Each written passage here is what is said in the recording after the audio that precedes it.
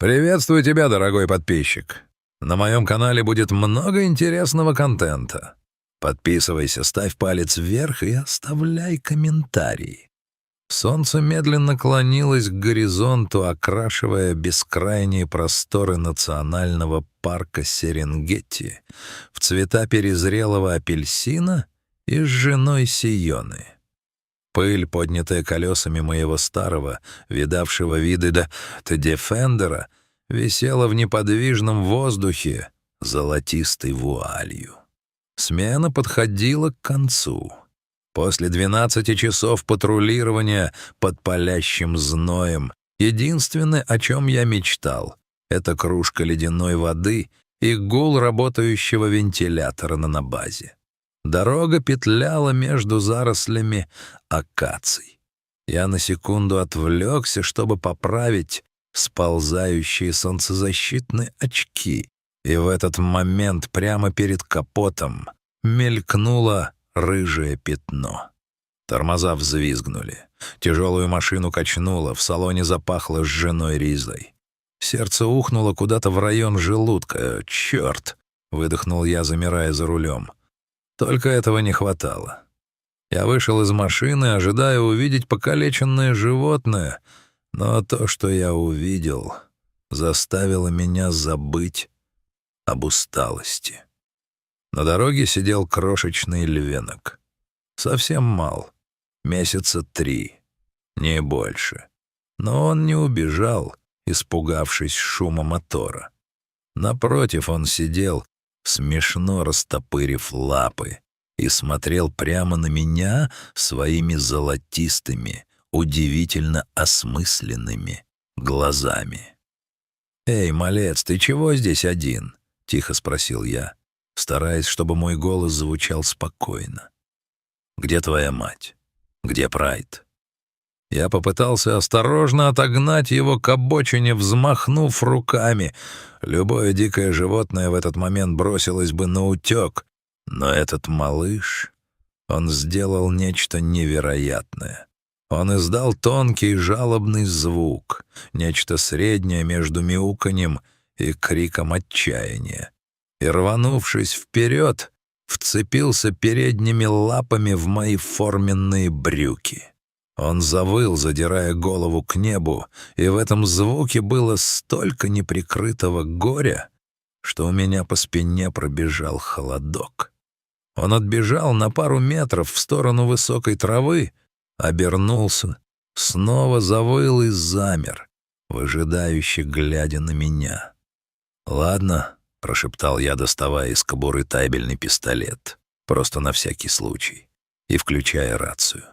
«Веди, спасатель». Мы шли через густую траву. Львенок постоянно оглядывался, проверяя, иду ли я следом. Через несколько минут мы вышли к группе деревьев, где земля резко обрывалась. Это была браконьерская яма, глубокая, профессионально вырытая и тщательно замаскированная. На дне, свернувшись клубком, лежала взрослая львица. Она была истощена.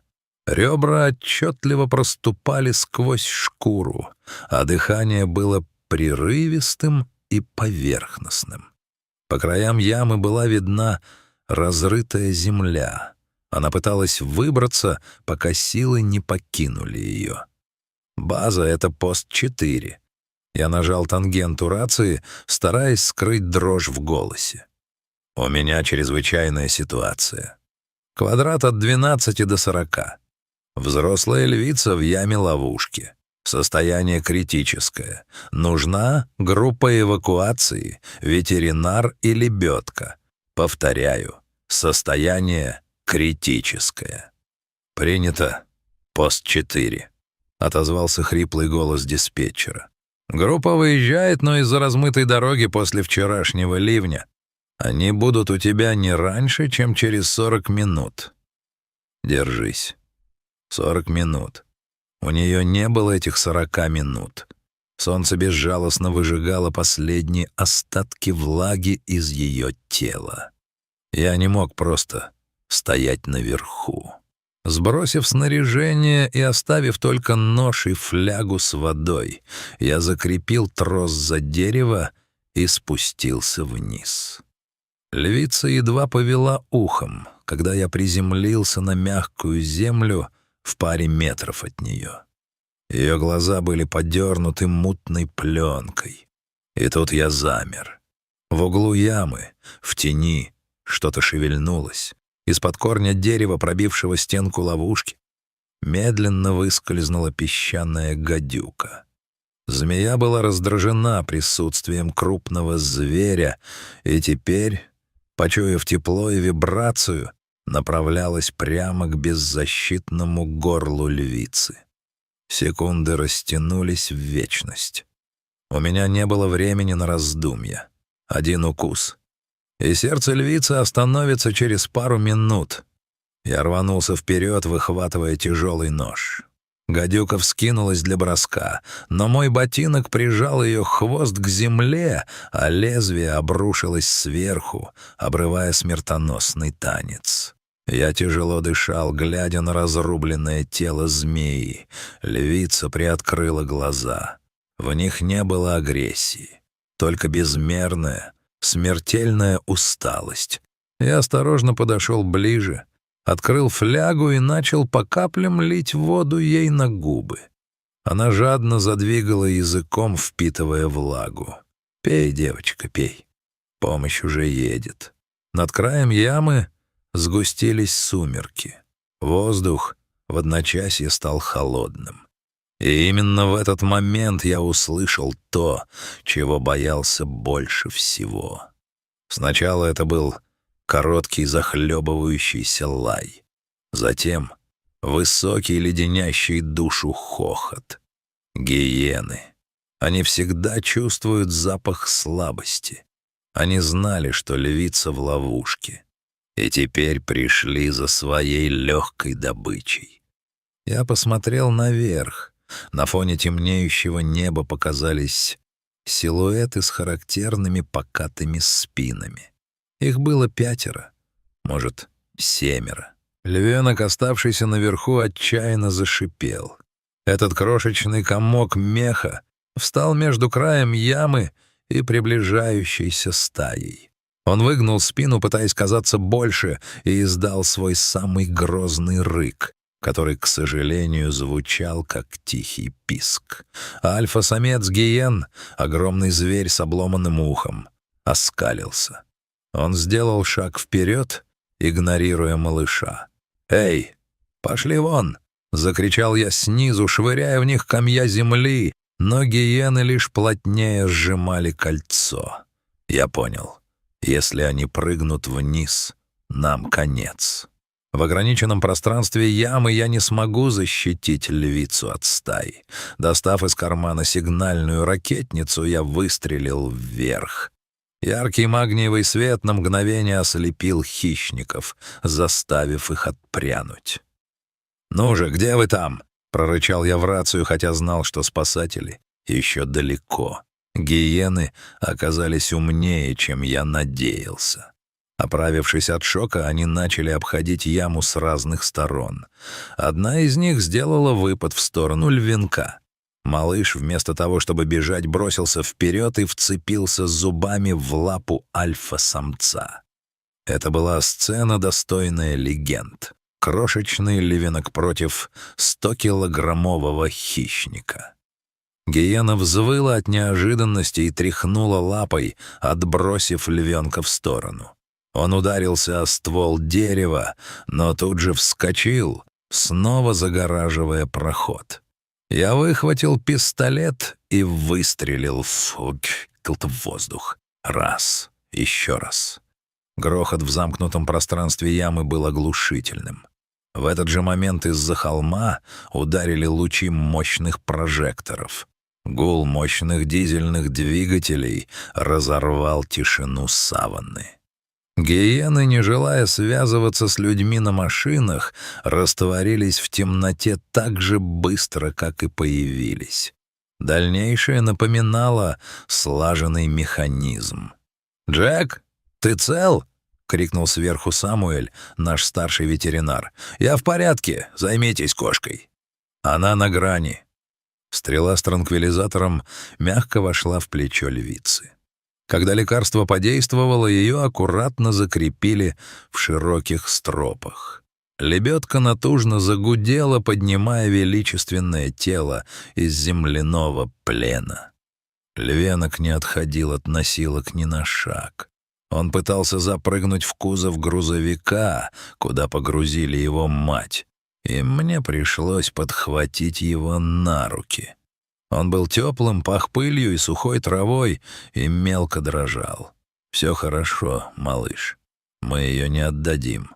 Следующие 2 месяца стали испытанием для всех нас».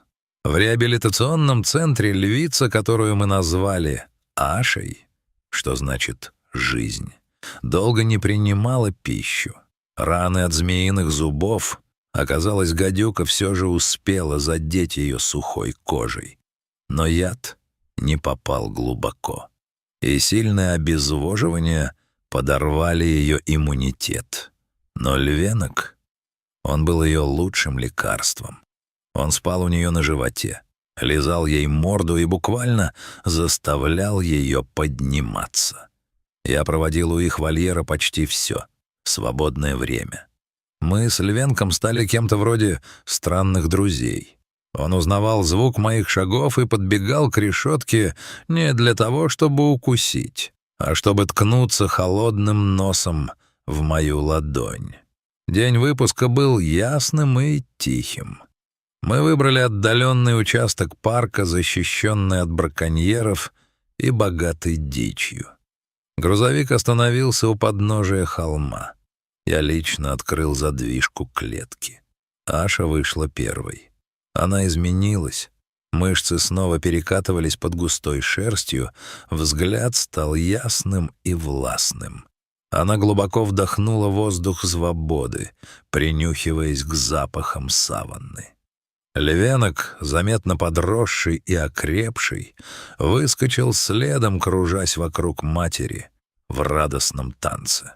Я стоял у машины, чувствуя странную пустоту в груди. Мы проделали огромную рапоа, но сейчас наступал момент расставания.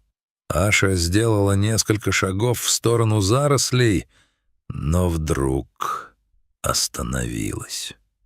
Она обернулась и медленно, величественно направилась прямо ко мне. Сопровождавшие меня рейнджеры напряглись, положив руки на оружие. «Стойте», — тихо сказал я, — «не стреляйте». Она подошла вплотную.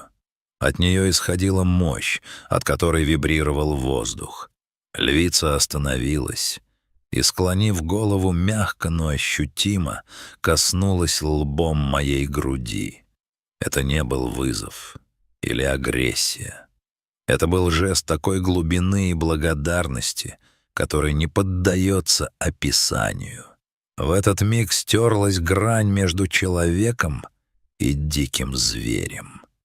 Существовал только этот контакт, признание того, что мы одной крови. Львенок подбежал и повторил движение матери, ткнувшись мне в колено точно так же, как в ту первую встречу на дороге. Они развернулись и пошли прочь. 2 золотистых силуэта в море высокой травы. Они уходили туда, где им и место. В мир, где нет клеток, где каждый день борьба. Но эта борьба и есть жизнь. Я долго смотрел им вслед, пока они не скрылись за горизонтом. Саванна приняла их обратно, а я остался стоять, чувствуя на своей форме тепло их прощания и зная, что ради таких моментов стоит жить и работать. Мы не просто спасли 2 животных, мы сохранили кусочек души этой земли.